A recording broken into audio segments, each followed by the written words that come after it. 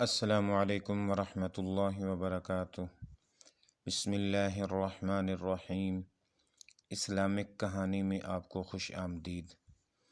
دیکھ لیا ابن نصیر، خضر نے موسیٰ سے کہا، جو کوئی تمہیں جانتا ہے تمہاری نجات کے لیے اپنی جان کو خطرے میں ڈالنے کے لیے تیار ہو جاتا ہے، لیکن میں اپنی جان کے لیے کسی کی جان کو خطرے میں نہیں ڈالوں گا۔ موسیٰ نے کہا، میں نجات کی بھیک اللہ سے مانگتا ہوں، تمہارا 2 لاکھ جرمانہ ہم ادا کریں گے۔ یوسف نے کہا، لیکن واپس جا کر یہاں تو ہم صرف زاد راہ لائے ہیں، میرا قبیلہ تمہارے نام پر درہم و دینار کے انبار لگا دے گا۔ خضر نے کہا، یہ دونوں بربر موسیٰ کے سامنے سے اٹھنے کا نام ہی نہیں لے رہے تھے، ایسی عقیدت کہ وہ تو جیسے اسے اپنے ساتھ اٹھا کر لے جانا چاہتے تھے۔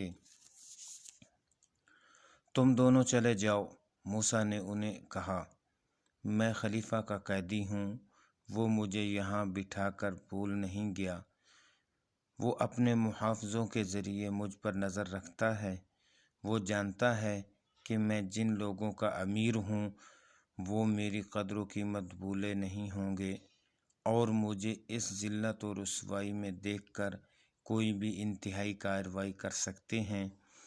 وہ دونوں وہاں سے اٹھنے ہی والے تھے کہ 4 آدمی ننگی تلواریں لیے آئے اور بربروں کے ارد گرد کھڑے ہو گئے۔ تم دونوں کو خلیفہ نے طلب کیا ہے۔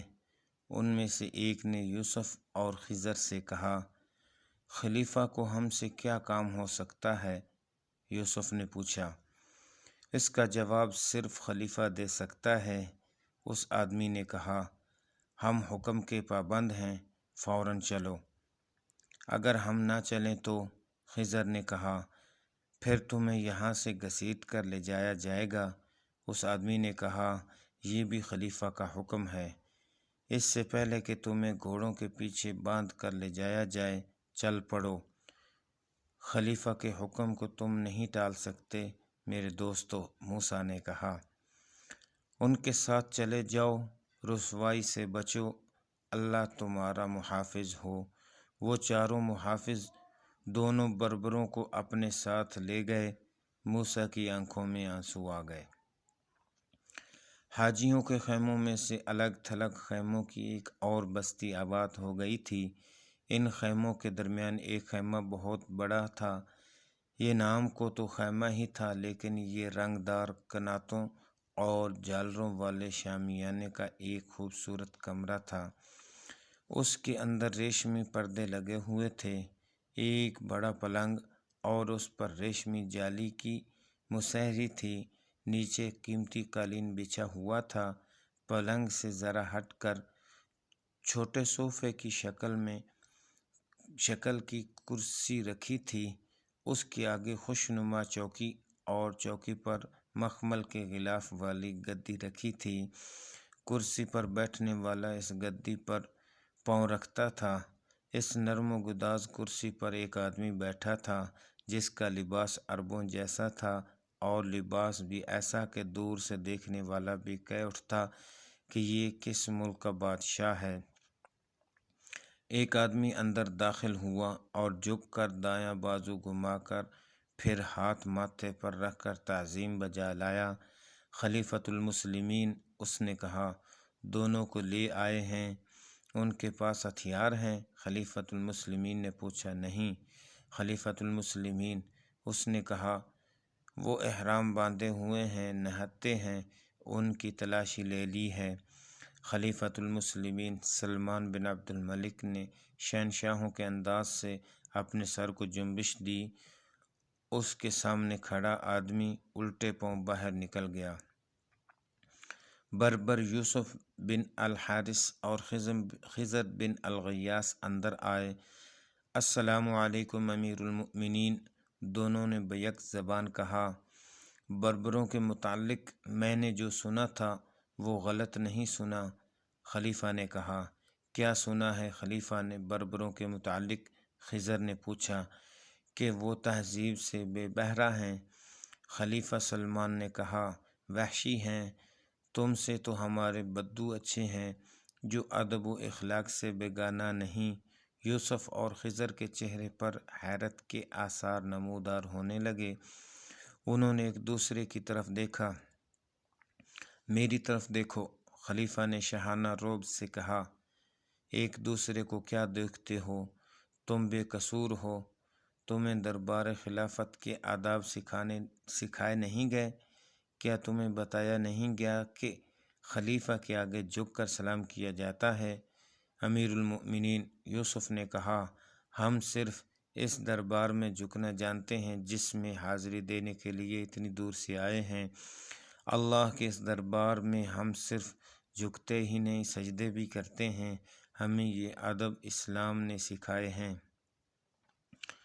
اس وقت تم خلیفۃ المسلمین کے دربار میں ہو۔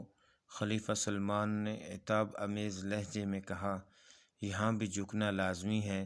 خلیفۃ المسلمین یوسف نے کہا، ہم نے اسلام اس لیے قبول کیا تھا کہ اس کے اصول ہمیں اچھے لگے تھے۔ ایک یہ کہ انسان کے آگے نہیں جھکا کرتا، انسان صرف اللہ کے آگے جھکنے کا حکم دیتا ہے۔ اگر آپ ہمیں اپنے آگے جھکنے کا حکم دیتے ہیں تو ہم اسلام کو ترک کر کے واپس اپنے مذہب میں چلے جاتے ہیں۔ میں اسلام ہی کا خلیفہ ہوں۔ سلیمان نے کہا، مجھے مت بتاؤ کہ اسلام کے احکام کیا ہیں۔ میں جنگوں میں رہنے والے اور تہذیب و اخلاق سے نابالغ بربروں کو اجازت نہیں دے سکتا کہ وہ مجھے اسلام کے احکام سنائیں۔ بربروں کی تہذیب اور ان کے اخلاق دیکھنا ہو تو اندلس میں جا کر دیکھ۔ خلیفہ خضر بھڑک کر بولا، کیا تو نہیں جانتا کہ اندلس کی فتح کا صحرا بربروں کے سر ہے؟ طارق بن زیاد بھی بربر ہے۔ یوسف نے کہا، جن بربروں کو جنگلی اور وحشی کہہ رہا ہے، انہوں نے اندلس کے کفار کے دل جیت کر انہیں حلقہ بگوش اسلام کر لیا ہے۔ خلیفۃ المسلمین خضر نے کہا، تو نے اندلس کے فاتحین کو واپس بلا لیا ہے۔ تو بربر عرب کے سالاروں کی کمان میں بھی آگے ہی آگے بڑھے جا رہے ہیں۔ طارق بن زیاد نے اندلس کے ساحل پر فوج اتار کر کشتیاں جلا ڈالی تھیں کہ واپسی ممکن نہ رہے، مگر اس نے آدھے اندلس کو فتح کر لیا۔ تو نے اسے دمشق بلا کر اس کے بالوں پر جلا دیے کہ وہ گمنامی میں کھو جائے، اور دوسرے فاتح امیر افریقہ موسیٰ بن نصیر کو بیڑیاں ڈال کر بھکاری بنا دیا۔ اندلس میں جا کر دیکھ، وہ بربر ہیں جنہوں نے اندلس کے سینے میں اسلام کا پرچم گاڑ دیا ہے، اور سنا ہے تم نے موسیٰ کی ذلت اور رسوائی کا مجھ سے انتقام لوگے۔ خلیفہ نے کہا، کیا تم میں اتنی جرأت ہے کہ تم مجھے قتل کرو؟ تم بغاوت کر کے میری حکومت کا تختہ الٹنا چاہتے ہو؟ اگر موسیٰ بن نصیر اشارہ کر دے تو ہم بغاوت بھی کر کے دکھائیں دیں گے۔ یوسف نے کہا، اگر تیرے مخبروں نے ہماری وہ باتیں جو ہم نے موسیٰ کے ساتھ کی ہیں وہ تیرے کانوں میں ڈال دی ہیں تو ہم جھوٹ نہیں بولیں گے۔ تعریف کر موسیٰ کی جس نے ہمیں روکا ہے۔ خضر نے کہا، کیا اس کی باتیں تیرے کانوں تک نہیں پہنچیں؟ وہ کہتا ہے کہ بغاوت کا نام نہ لینا ورنہ سلطنت اسلامیہ کمزور ہو جائے گی، مگر تو اسلام کی جڑیں کاٹ رہا ہے۔ لے جاؤ ان بد زبانوں جنگلیوں کو۔ خلیفہ نے کہا، انہیں دمشق کے قید خانے میں پہنچا دو، یہی ان کا آخری ٹھکانہ ہوگا۔ خلیفہ کے 6-7 محافظ دوڑتے اندر آئے، ان کی تلواروں کی نوکیں بربر سرداروں کے جسموں کو چبھنے لگیں۔ محافظ انہیں گھسیٹتے دھکیلتے ہوئے خیمے سے باہر لے گئے۔ ہمیں فریضہ حج سے روکنے والے یوسف اور خضر کی آوازیں خلیفہ سلمان کو سنائی دے رہی تھیں، تیری بادشاہی کے دن تھوڑے رہ گئے ہیں۔ ان کی آوازیں دبتی گئیں اور حاجیوں کی آوازوں کی مترنم گونج اللہم لبیک میں ڈوب گئی۔ اس کے بعد ان دونوں بربروں کا کہیں سراغ نہ ملا۔